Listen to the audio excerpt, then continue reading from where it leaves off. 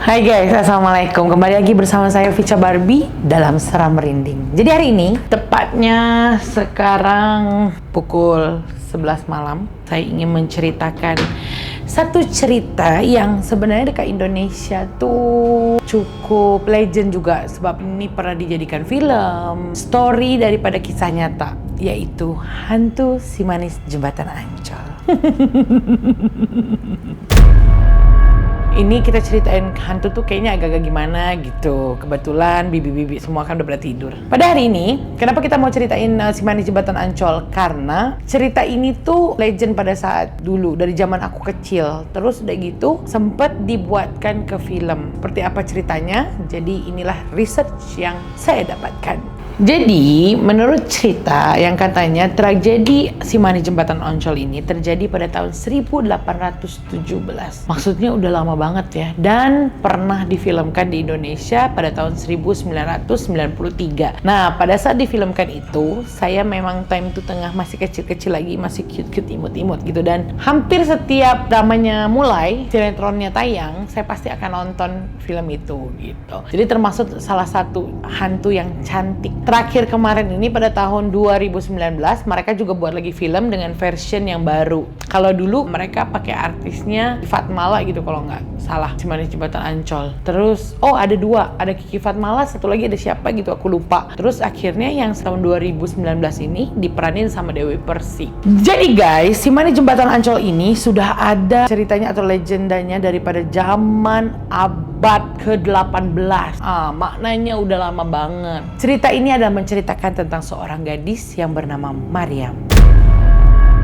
Jadi guys, cerita tentang Si Manis Jembatan Ancol ini udah ada dari zaman Belanda dulu, zaman-zaman penjajahan. Yang pada saat itu katanya dekat Jembatan Ancol dekat Jakarta Utara selalu terjadi kecelakaan dekat sana. Dan ada orang cakap juga dia nampak seorang perempuan rambut panjang, cantik, masih muda, jalan di jembatan itu malam-malam, apalagi tengah malam, sama seperti sekarang.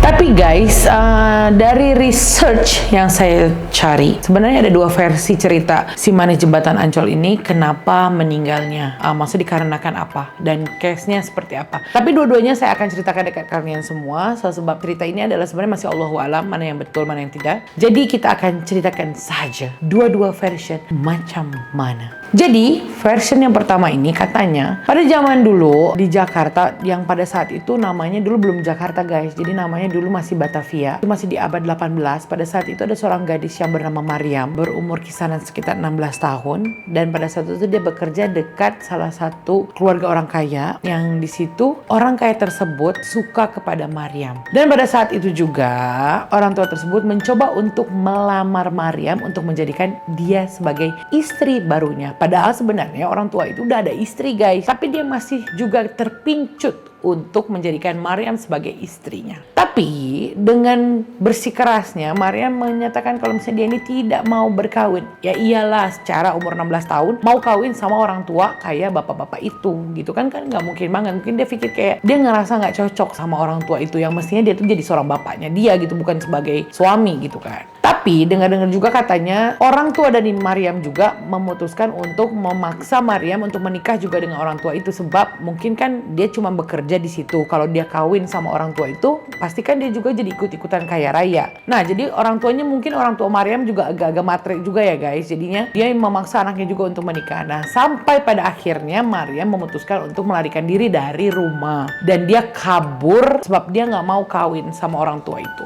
Tapi guys, namanya juga orang kaya ya, pastinya juga gampang banget untuk cari orang suruhan, untuk cari di mana Mariam berada. Dan pada akhirnya, orang suruhannya beliau juga mendapatkan Mariam itu ada di mana. Nah, itu suara apa?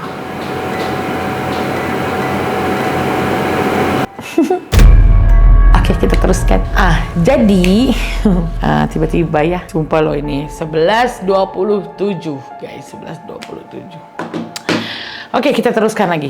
Tapi pada saat itu akhirnya dia kabur dan aduh kok jadi nggak fokus gitu kayak Oke, so jadi pada akhirnya setelah itu orang suruhan yang orang tua itu dapatkan Maryam. Nah, akhirnya mau dibawa tuh si Maryam untuk balik lagi ke rumah dan ditanya, kamu gimana, mau nggak nikah sama orang tua itu? Tapi dia tetap mempertahankan harga dirinya untuk dia tidak menikah. Dia tidak mau menikah dengan orang tua itu. Walaupun kata-katanya dia harus keluar daripada rumah dan dia harus meninggalkan orang tuanya. So, masih lagi ditanya lagi, kamu mau nggak menikah sama orang tua itu? Tidak mau. So, akhirnya pada saat itu Maryam maksudnya orang suruhan itu kasih tahu dong sama bosnya, kayak, bos, ini dia nggak mau nih nikah, gimana nih? Oke, kalau dia masih juga nggak mau, bunuh dia. Nah, pada saat itu masih ditanya lagi, kamu benar-benar nggak mau menikah? Nggak mau menikah. So, pada akhirnya jadi orang suruhan mereka tersebut membunuhlah si Maryam. Nah, itu version yang ke-1 ya guys. Jadi version yang ke-1 adalah dia dibunuh sebabkan dia mempertahankan harga diri dia, sebabkan dia tidak mau menikah dengan orang tua itu. So, sekarang version yang kedua. Jadi versi yang keduanya adalah mungkin bisa dibilang lebih tepat atau lebih mungkin lebih betul ya, karena salah seorang budayawan asli daripada Betawi, dia melakukan research pada tahun 1955 sampai dengan 1960. Jadi ceritanya macam gini. Pada tahun 1817 hidup seorang gadis bersama ibu kandungnya, yaitu yang bernama Mak Emper. Jadi Maryam ini tinggal bersama ibunya dan bapaknya sudah tak ada. Jadi dia ini bisa dibilang anak yatim ya guys. Lepas itu mereka tuh bekerja di salah satu orang kaya. Dia tinggal di tempatnya orang kaya di juragan gitu guys. Nah, mereka tinggal di tempat juragan itu. Kebetulan pada saat itu hampir sama juga dengan cerita yang pertama. Jadi si juragan ini tuh suka sama dia, tapi dia tuh memang nggak mau sama juragan ini sampai akhirnya dia kabur. Nah, itu kan versi yang pertama tuh. Tapi untuk versi yang kedua ini dia lari kabur, keluar daripada rumah untuk menghindari daripada dinikahi sama juragan itu. Tapi dia bukan dibunuh sama juragan itu. Dia bertemu dengan seorang lelaki handsome yang bisa dikatakan adalah seorang playboy. Pada saat Maryam ini kabur, dan kebetulan dia ketemulah sama seseorang lelaki yang tadi saya bilang itu yang katanya playboy. Dia bernama Oi. Oke, Oi ini adalah seorang pedagang tembakau berasal dari keturunan Tionghoa yang dia berasal daripada Pekalongan. Nah, si Maryam ini dia dah lari dari rumah, tapi yang malangnya dia malah ketemu sama si Oi yang malah sebenarnya ada niatan buruk dengan si Maryam. Jadi kalau misalnya bisa dibilang dia tuh kayak lari dari lubang singa masuk ke lubang buaya gitu guys. Jadi udah keluar dari sana malah masuk lagi ke perangkap yang lebih sadis gitu. Nah, si Oi ini suka sama si Maryam karena kan dia ini kan playboy guys. Jadinya pas ngelihat Maryam yang berparas rupa cantik, jadi tergiur gitu dia tuh. Jadi kayak pengen, oh ini mangsa dia nih, mau dijadiin koleksi perempuannya nih kan. Nah, tapi Maryam bersikukuh juga untuk menolak si Oi. Dan kebetulan pada saat Maryam untuk coba melarikan diri, dan di situ malah ada teman-temannya si Oi, dua orang ini. Dan dua orang ini malah nemenin si Oi untuk menyekap Maryam, dan akhirnya mereka semua memperkosa Maryam, menyetubuhi Maryam, dan akhirnya mereka membunuh Maryam. Dan pada akhirnya selepas mereka puas tuh perkosa dan akhirnya bunuh, nah si Maryam itu dilempar atau dibuang ke jembatan Ancol yang ada dekat Jakarta. Selepas Maryam itu dibuang ke jembatan Ancol itu dan akhirnya meninggal, banyak kejadian-kejadian yang terjadi di sana. Salah satunya adalah selalu dengar suara-suara tangisan dekat area jembatan Ancol. Lepas itu kadang-kadang katanya ada yang melihat sosok Maryam tengah jalan sambil menangis. Dan ada juga beberapa kejadian-kejadian aneh seperti dekat jembatan Ancol itu sering terjadi kecelakaan yang melibatkan nyawa. Dan selepas itu juga banyak lagi saksi-saksi yang melihat sosok Maryam ada di sekitar jembatan Ancol itu. Dan sampai ada yang melihat Maryam dalam keadaan cantik. Maksudnya bukan kayak hantu-hantu lain yang serem atau gimana gitu. Jadinya hantu Maryam tersebut digelar oleh warga-warga sekitar, yaitu sebagai si manis jembatan Ancol. Jadi ada juga yang bilang kalau misalnya mungkin si Maryam ini rohnya nggak tenang sebabkan ialah dia meninggal pun dalam keadaan seperti itu. Lepas tuh dia belum katanya sebab dia tuh mencari ibu dia yang sampai dia meninggal tuh dia belum ketemu lagi sama ibu dia. Terus udah gitu posisinya dia pun mungkin matinya nggak tenang karena udah diperkosa terus akhirnya dibunuh. So dia mungkin wih.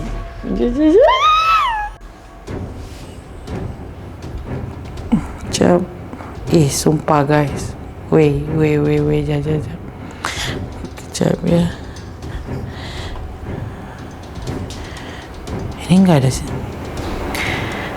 Sumpah, ya. Ini kalau misalnya aku cerita sama kalian, nggak tahu sih kalian percaya atau enggak.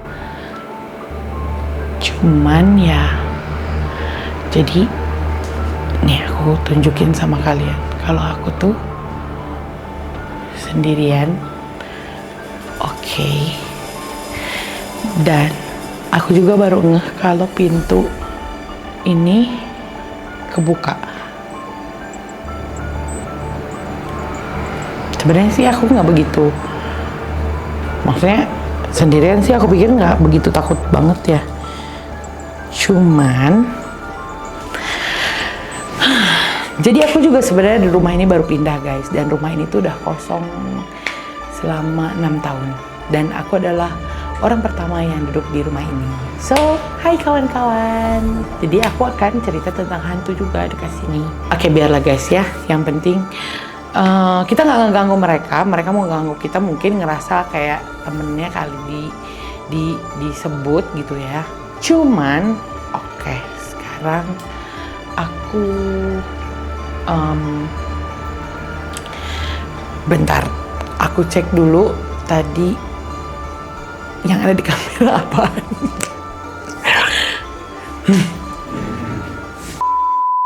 Alright guys, kita positive thinking aja. Oke, mungkin sebabkan aku pindah ke sini juga kan time PKP ya guys, dan belum ada doa selamat atau belum ada buat apa-apa lagi gitu di sini karena kan masih PKP lagi. Jadi ya mungkin ya mereka mau menunjukkan kalau mereka itu ada, tapi ya bisa dibilang kita boleh takut tapi jangan terlalu terbawa sangat gitu, karena posisinya adalah derajat kita lebih tinggi daripada mereka. Sebenarnya nih gue sok kuat aja nih di depan kamera. Ini sih gara-garanya pengen banget bikin konten serem. Sebenarnya jadi agak ini sih, aku juga jadi agak kepikiran juga gitu. Bukan mudah. Jadi kayak pengen bikin konten serem tapi semua lampu dinyalain, boleh nggak guys?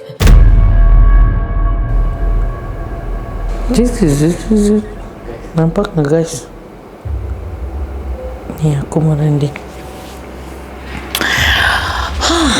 Oke. Sebenarnya selepas kejadian itu, jadi selepas Maryam meninggal itu banyak banget kejadian-kejadian yang terjadi gitu. Sampai ada cerita katanya ada satu tukang ojek ya guys. Kalau di Indonesia itu tukang ojek tuh dia bawa motor. Kalau kata kita kayak macam Grab gitu, tapi dia motor. Di sini kan nggak ada di Malaysia. Nah dia tuh lagi ojek bawa satu perempuan. Nah perempuan itu memang mau berhenti di jembatan Ancol itu. Jadi pada saat perjalanan si tukang ojeknya tuh ajak ngobrol karena kan cantik gitu ya. Dia ajak ngobrol lah tuh biar maksudnya ada keakraban di situ. Tapi pada saat diajak ngobrol tuh tukang ojek ini tuh kayak ngerasa kok nih perempuan diem aja gitu di belakang, kok nggak ada suaranya, dijawab ini, ditanya ini apa semua dia diem aja gitu kan. So pada akhirnya ya udahlah, mungkin ini tipikal cewek jutek gitu ya, cewek yang garang. So akhirnya pada saat sampainya di jembatan Ancol itu turunin lah. Pada saat dia turun tiba-tiba si tukang ojeknya tengok bahwa Maryam sudah berubah mukanya menjadi wanita yang seram.